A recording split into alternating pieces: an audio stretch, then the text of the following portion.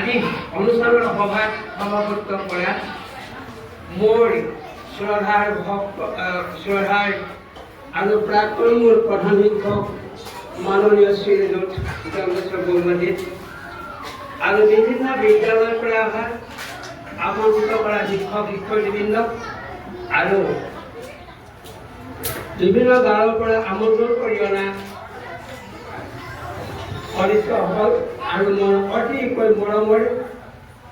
অতি স্নেহৰ মোৰ মৰমৰ ছাত্ৰ ছাত্ৰীসকল আৰু মোৰ প্ৰাক্তন ছাত্ৰ ছাত্ৰীসকল, আজি এই বিদায় মুহূৰ্তত মই আজি বাকৰুদ্ধ হৈ পৰিছোঁ। মোৰ ভাষা মোৰ অন্তৰৰ পৰা নাইকিয়া হৈ যোৱাৰ নিচিনাই মই অনুভৱ কৰিছোঁ। কাৰণ এইখন বিদ্যালয়ত আজি সুদীৰ্ঘ ৩৬ বছৰ কাল আমি ইয়াতেই কণ কণ ছাত্ৰ ছাত্ৰীসকলক এন্ধাৰৰ পৰা পোহৰৰ পথলৈ আমি আগবঢ়াই নিছিলোঁ। আমাৰ এই শিক্ষা কেনেকুৱা আছিল আমি নাজানো, তথাপিতো এটা সুচৰিত্ৰ আৰু এগৰাকী নাগৰিক হিচাপে প্ৰতিজন ছাত্ৰ ছাত্ৰীক গঢ় দিবলৈ সদায় আমি মনস্থ কৰিছিলোঁ। আৰু আমাৰ এই যিটো একাগ্ৰতা,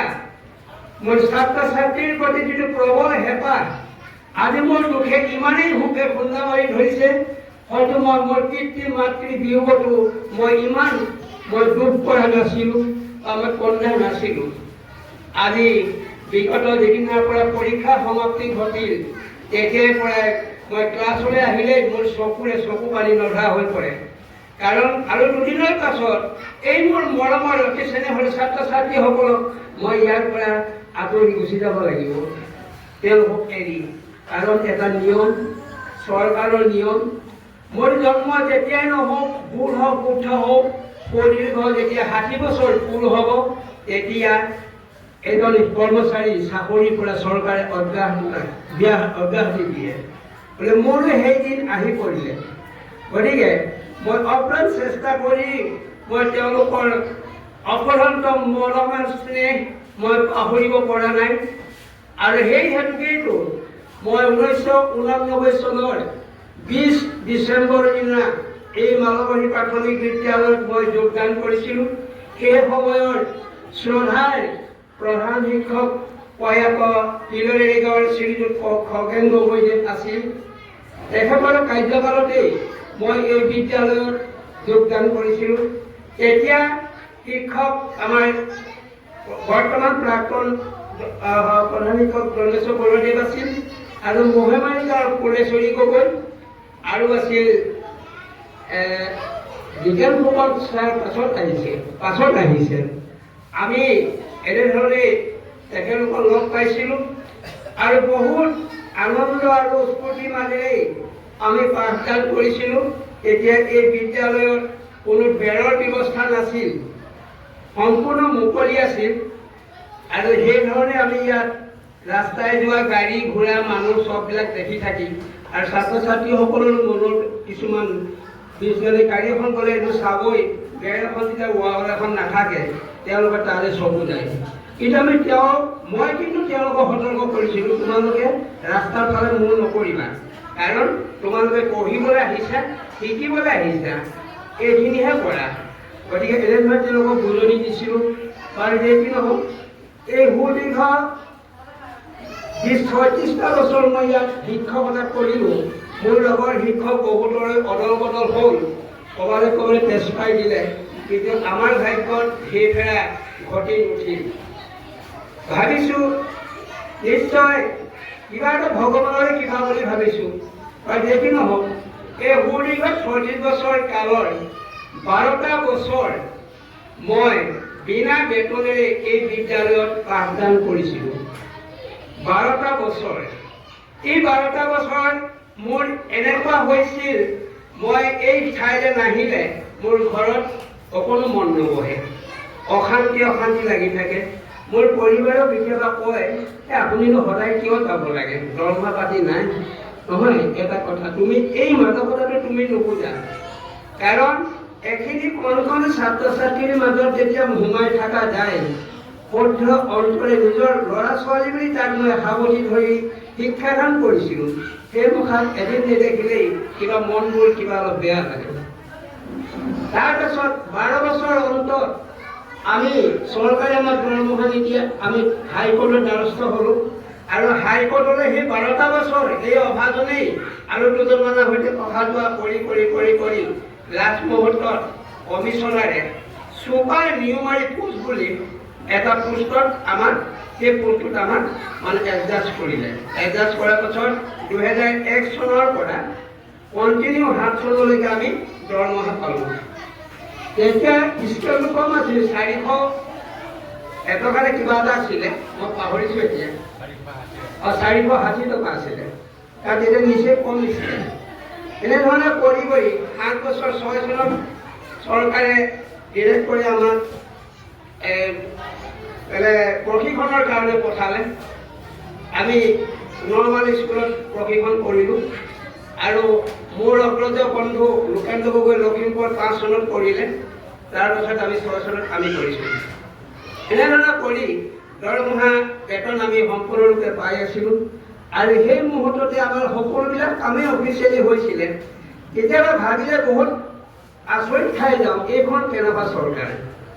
কাৰণ আমাৰ পৰা যেতিয়া GPF আছিলে, GPFত পইচা কাটিছিলে। তাৰপাছত আমাক EB ক্ৰছ কৰাইছিলে, EB ক্ৰছৰ অৰ্ডাৰ দিছিলে, বেতন বৃদ্ধিৰ অৰ্ডাৰ দিছিলে, ছাৰ্ভিচ কনফাৰ্মেশ্যন কৰা অৰ্ডাৰ আছিলে আৰু ইত্যাদি দেখি থকা পাছতো হিমন্ত বিশ্ব শৰ্মাই কি কৰিলে আমি একো তাত মহিমা নাপালোঁ। আৰু যে কি নহওক সেইখিনি কৰাৰ পাছত আমাক 2021 চনৰ পৰা আকৌ তেওঁলোকে কি কৰিলে, বেলেগ এটা মুকলন কৰি আমাক বেতন এটা দিলে, যিটো নেকি এটা ঠেলাৱালাই এটা ৰিক্সাৱালাইও ইমানখিনি উৎপাদন কৰিব পাৰে। আৰু যে কি নহওক মোৰ এটাই লক্ষ্য আছিলে, দৰমহাটো মই বাৰু বৰ বেছি গুৰুত্ব দিয়া নাছিলোঁ আৰু ভগৱানে কৰাত বৰ অভাৱ অনাটনতো চলা নাছিলোঁ। মোৰ ছোৱালীকেইজনী বা ল'ৰাটো সিহঁত সৰু হৈ থাকোঁতেতো মই মানে বিনা বেতনেৰে চাকৰি কৰিলোঁ। সিহঁতে যেতিয়া ক্লাছ LP স্কুলত বা ME স্কুলত পঢ়ি আছিলে, তাৰ পাছলৈহে তেওঁলোকে হাইস্কুললৈ যোৱা পৰ্যায়ত মই বেতন ভোগ কৰিছিলোঁগৈ। তাৰপাছত এনেধৰণে কৰি পাছত মোৰ যিটো ল'ৰা সিও মানে ধৰক এটা সকাহ পাইছিলে এই চাকৰি হেৰিয়ত। যি নহওক এনেধৰণে কৰি এতিয়া শেষ মুহূৰ্তত আজি আমাৰ এই বিদ্যালয়ৰ পৰা অৱসৰ হোৱা মানে দিন পৰিল। মই যোৱা মাহৰ 31/5/2025 এই বিদ্যালয়ৰ পৰা মোৰ অৱসৰ দিন শেষ হ'ল আৰু মোৰ চাকৰি কাৰ্যকাল শেষ হ'ল। কিন্তু প্ৰধান শিক্ষক মহোদয় আৰু অভিভাৱকসকলৰ অনুৰোধত মই তেখেতলোকে মোক অনুৰোধ কৰিলে, ছাৰেও ক'লে যে ছাৰ এতিয়া মই অকলশৰীয়া হ'লোঁ, মই এতিয়া পৰীক্ষাটো কেনেকৈ পাতিম আৰু আপুনি পঢ়োৱা ছাবজেক্টখিনিৰ বিষয়তো মই প্ৰশ্ন কাটিবলৈ অকণমান অসুবিধা হ'ব, গতিকে আপুনি অকণমান এই মাহটো মোক হেল্প কৰক। অভিভাৱকসকলেও মোক কাটৰ অনুৰোধ কৰিলে যে আপুনি ছাৰ মহাশয়,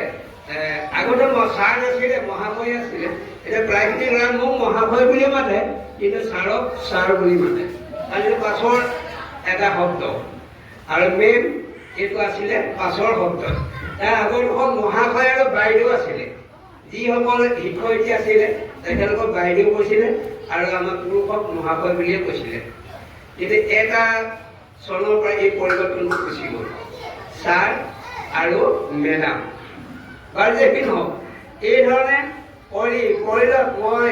তথাপিতো কোনো তাত খুটি মানি নকৰিলোঁ আৰু মোৰ এটাই লক্ষ্য, মই কিবা এটা কাম খাম বুলি মই কামটো কেতিয়াও কোনোদিন আগবাঢ়ি মই নাযাওঁ। কৰ্মটো কৰি থাকোঁচোন, ভগৱানে কি দিয়ে দিব, এই এটা মোৰ আশা, মোৰ এটা মনত সংকল্প আছিলে। তথাপিতো মই 12 বছৰ যদি দৰমহা নোপোৱাকৈ যেতিয়া শিক্ষকতা কৰিলোঁ, অন্য শিক্ষক বা অন্য হোৱালৈ দৰমহা নাই পাতি নাই কিয় স্কুল পঢ়াবলৈ যাব লাগে, এনেকুৱা এটা মনোবৃত্তি বহুতৰে ঘটে। কিন্তু মোৰ মনত সেই বৃত্তিটো নাছিল। মই মাত্ৰ ইচ্ছা কৰিছিলোঁ যে এই কণ ল'ৰা ছোৱালীখিনিক কেনেকৈ মই আন্ধাৰৰ পৰা পোহৰ পথলৈ ঠেলি নি সিহঁতক মানুহ কৰিব পাৰোঁ। এতিয়া ইয়াতে মোৰ প্ৰাক্তন ছাত্ৰ সত্যব্ৰত গগৈ আছিলে আৰু ভালমানখিনি আছে বাৰু এইখিনি মই পাইছিলোঁ পঢ়াবলৈ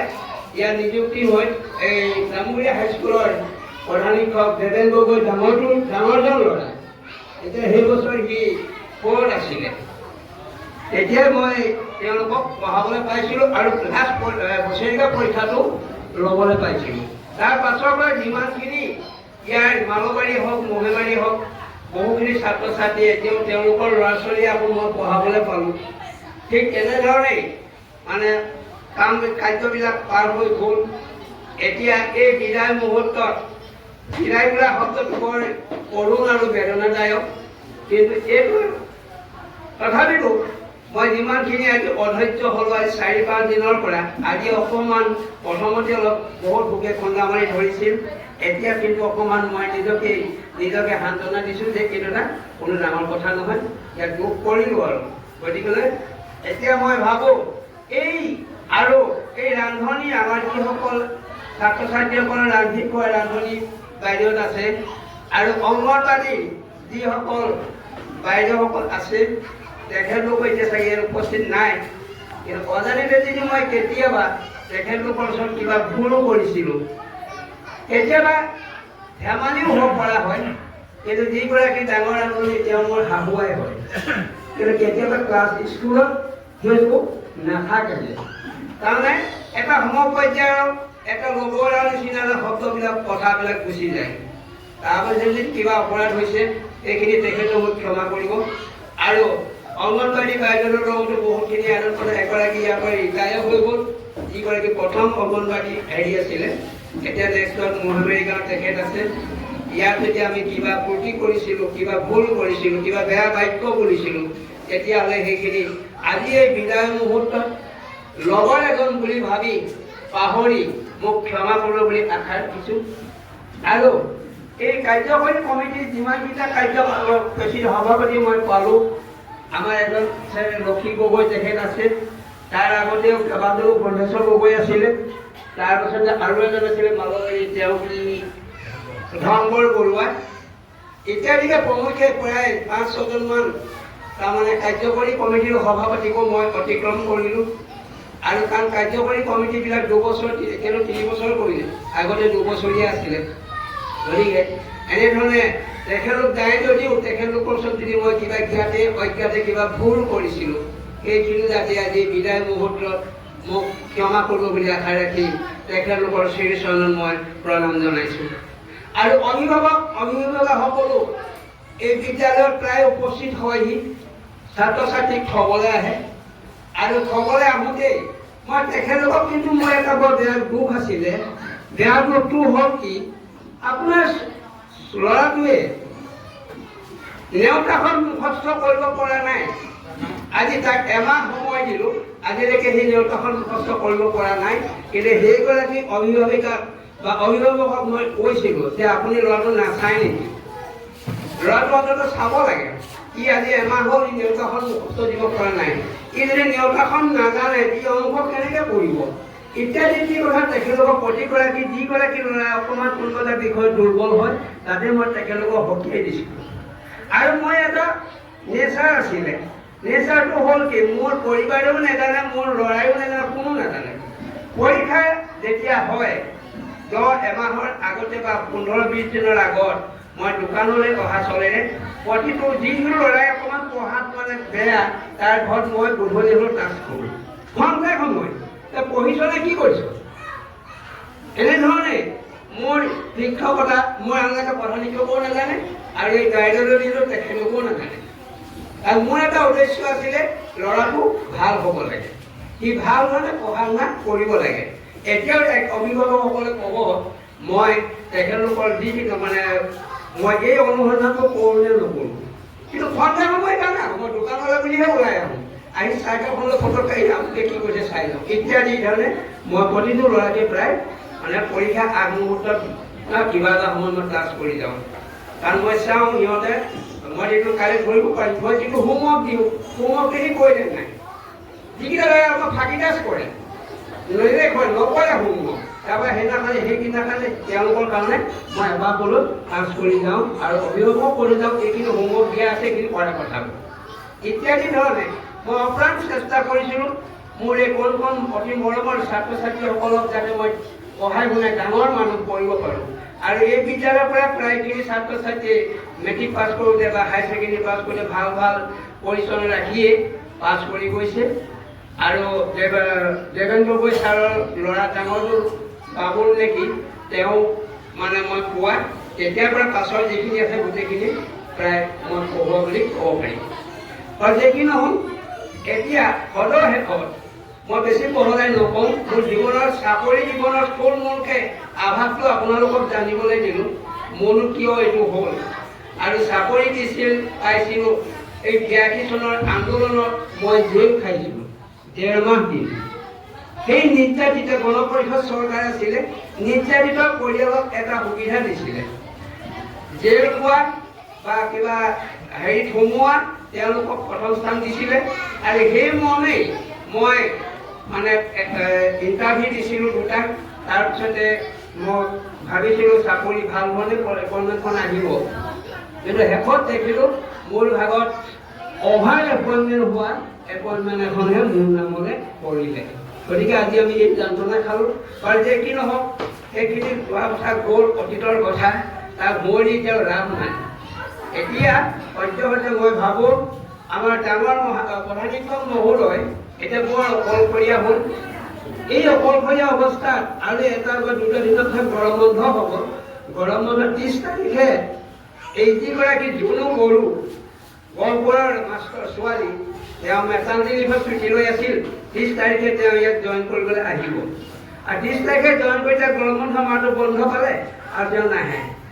পাছৰ মুহূৰ্তত আগষ্ট মাহটোত তেখেতে আকৌ চাইল্ড কেয়াৰ বুলি ছুটিয়ে লয়নে না 2 মাহ পঢ়াবলৈ আহে তেখেতৰ নিজৰ বিচাৰিত বিষয় গতিকে এতিয়া ইয়াত শিক্ষক নাইকিয়া হৈ গ'ল আপোনালোকে নাভাবিব স্কুলখনৰ মাষ্টৰ নাই আমি ল'ৰা ছোৱালীবোৰ ইয়াৰ পৰা লৈ যাওঁ যদি আপোনালোকে সেইটো কৰে তেতিয়ালৈকে আপোনালোকৰ এই অনুষ্ঠানটো শেষ হৈ যাব যিটো অনুষ্ঠান গঢ়িবলৈ আজি প্ৰভিন্সিয়েলাইজ কৰিবলৈ পাৰ্মিশ্যন পাবলৈ এখন স্কুল খুলি কিমান বছৰ লাগে সেই বছৰৰ মূৰতহে তেওঁলোকে স্কুলখন মানে সজীৱ কৰিব পাৰে ৰাইজে গতিকেলৈ সেইটোৱে আপোনালোকে দোষাৰোপ নকৰি প্ৰধান শিক্ষকৰ লগত SMC কাৰ্যকৰী কমিটিৰ লগত লগ হৈ আপোনালোকে অফিচত আকৌ প্ৰেছাৰ দিয়ক যে এজন শিক্ষকে কি কৰিব তাৰ ল'ৰা আছে ইমানটো কৰিলে আমাক এজন শিক্ষক লাগে এনেধৰণে সহায় নকৰিলে কিন্তু আগষ্ট মাহত অকণমান ছাৰৰ পঢ়োৱাত অসুবিধা হ'ব গতিকে সকলোৱে সমিতিৰে লগ হৈ ছাৰে DC অফিচলৈকে গ'ল DCকো এপ্লিকেশ্যন দিলেগৈ যে মোৰ স্কুলত মাষ্টৰ নাই এজন 31 তাৰিখে শেষ হ'ল ছাৰ এজন শিক্ষক আমাক লাগে এতিয়া তেখেতে ক'লে বাৰু হ'ব বুলিয়ে ক'লে কিন্তু হ'ব বুলি ক'লেহে সেইখনটো সামৰিলে আকৌ মাজতে যদি পূজা নাযায় তেতিয়াহ'লে ইয়াত শিক্ষক পোৱাটো অলপ জটিল হ'ব গতিকে আমি মই সেইকাৰণে অভিভাৱকসকল মই কৰজোৰে প্ৰাৰ্থনা জনাইছোঁ আপোনালোকে এই শিক্ষকৰ কাৰণে এই গৰম বন্ধৰ ষ্টেজটোতেই অকণমান চেষ্টা কৰক আৰু ময়ো সদ্যহতে মাজে সময়ে এনেই মানে ইয়াত যে মই নাহোঁ সেইটো মই কোৱা নাই ল'ৰা ছোৱালীবিলাকৰ যিটো মোৰ মৰম স্নেহ মোৰ বুকুৰ মাজত সোমাল মই তেওঁলোকক পাহৰিব নোৱাৰোঁ তথাপিতো মই মাজে সময়ে তেওঁলোকক শিক্ষা বা 1 ঘণ্টা 2 ঘণ্টা হ'লেও আহি কিছু তেওঁলোকক চাম বুলি মই মনস্থ কৰিছোঁ তাৰ ভিতৰতে ভগৱানে যদি ভালে কুশলে ৰাখে তেতিয়াহ'লে সেইখন আমি আমাৰ প্ৰধান শিক্ষক ছাৰক মই সহায় কৰিম বুলি ভাবি আছোঁ বাৰু আৰু মই বেছি বক্তব্য দীঘলীয়া নকৰোঁ আৰু সময়ৰ প্ৰতি লক্ষ্য ৰাখি মোৰ এই চাকৰি জীৱনৰ যিখিনি কথা আপোনালোকৰ আগত অৱগত কৰিলোঁ আৰু ভৱিষ্যতেও যাতে এই বিদ্যালয়খনৰ ছাত্ৰ ছাত্ৰীসকল মানে ভাল ধৰণে উত্তীৰ্ণ হওক তেওঁলোকে আমাৰ গাঁৱৰ ভিতৰত জিলাৰ ভিতৰত যাতে জিলিকি নাম কৰিব পাৰে তাৰ বাবে আশা ৰাখি মোৰ এই চমু বক্তব্য মই ইমানতে সামৰিছোঁ ধন্যবাদ